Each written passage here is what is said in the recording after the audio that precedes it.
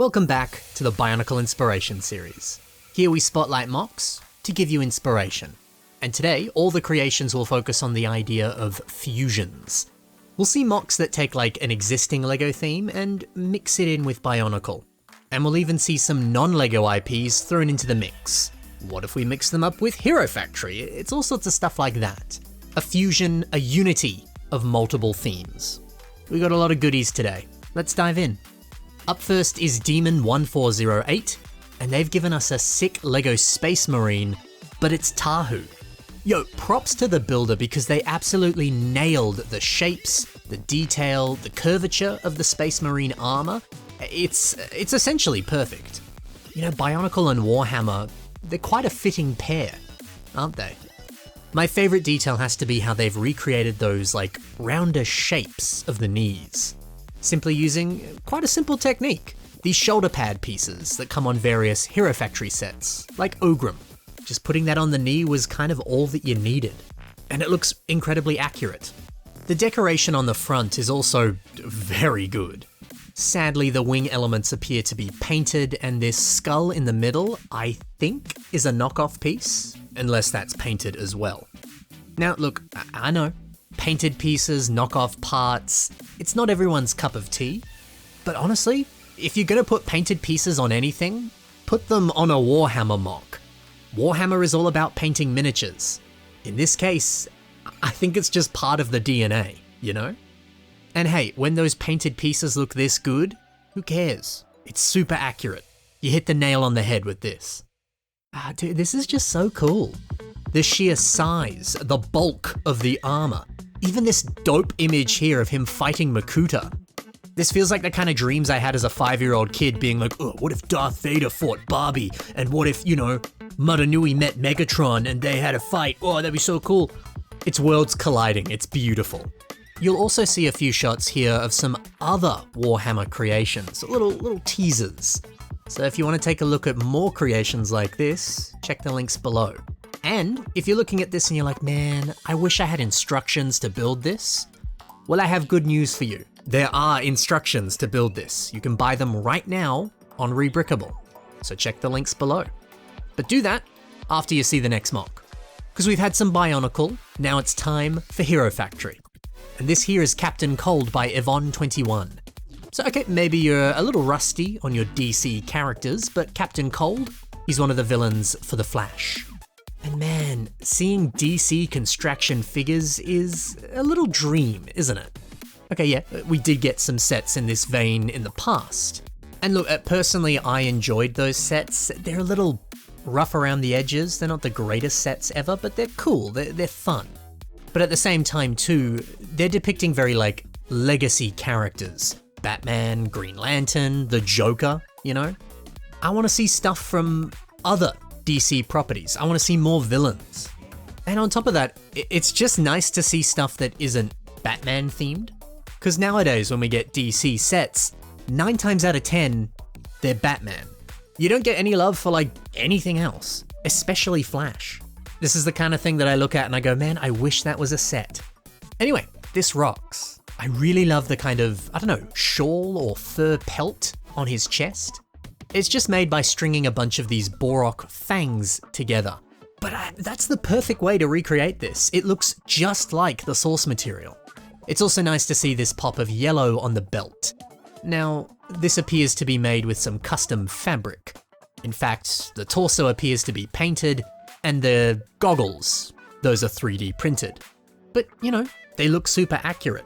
I prefer that they've gone the more customized route if it leads to something that is hyper accurate. I like it. Oh yeah, and then swapping out his lower arms for these trans-light blue ones. You know, making it look like he's coated in ice. That is so smart.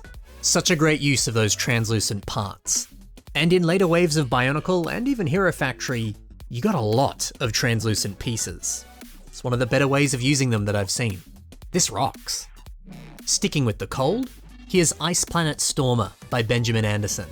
So yeah, taking old mate Stormer, I guess more specifically Brain Attack Stormer, and giving him that Ice Planet treatment.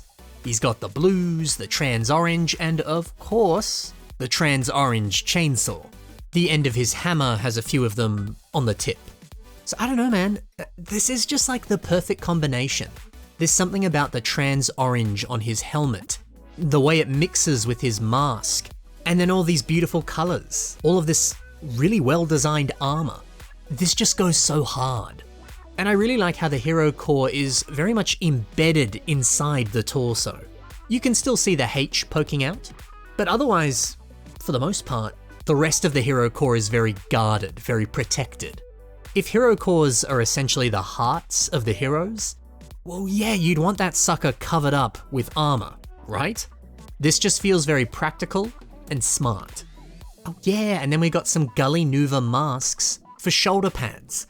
What a wonderful part use. Benjamin also really gives another nice shout out to Stormer 2.0. These blue spears are of course reminiscent of his weapons. Oh, it's nice to see some love for Stormer 2.0.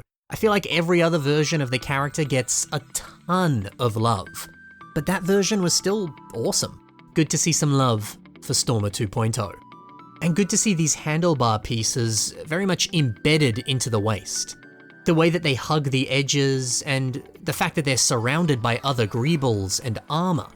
It's stunning. There's a high level of detail here that I could look at all day. This is wonderful. And last but not least, Eero Okinonen gives us a Forestwoman. Now, LEGO did make a Forestwoman figure, but she does look a little different to this MOC. If anything, this looks more like a female representation of this minifigure. It's a Forestman from the classic LEGO vintage castle sets. Man, how good is this hat? It's got the red feather, the shape is perfect. How's it done? Well, it's making use of this dragon head. It's the same one that came on this old LEGO Vikings set. And the red feather? Well, that's one of the fins from Onawa Mystica. So many good part usages. Even the bow, making use of some official LEGO string with studs on the ends. It's a great way to actually have this look like a pretty realistic bow. The bend on that is awesome. And the thighs, making use of green Rakshi back pieces. I've always thought that this was like the best way that you could use this piece. It just looks exactly like a thigh, especially on a slightly larger figure like this. I think that's where it really shines. Eero nailed this. Classic Eero, honestly. He always nails his MOCs. There you go. That's MOCs from Hero Factory and Bionicle mixed in with other themes. And the end result is just magnificent. Perhaps you could combine different themes with Bionicles. Exoforce meets Bionicle? What if Aqua Raiders met Hero Factory? There's so many possibilities. It's a really fun idea. And if you want a little more inspiration, or hey, you just want to get those instructions for that Warhammer Tahu, check the links below. There and on your screen, you can also find the submission email. That's how you can submit your stuff to be featured on this show. Thanks for watching, everyone. Happy building, and bye for now.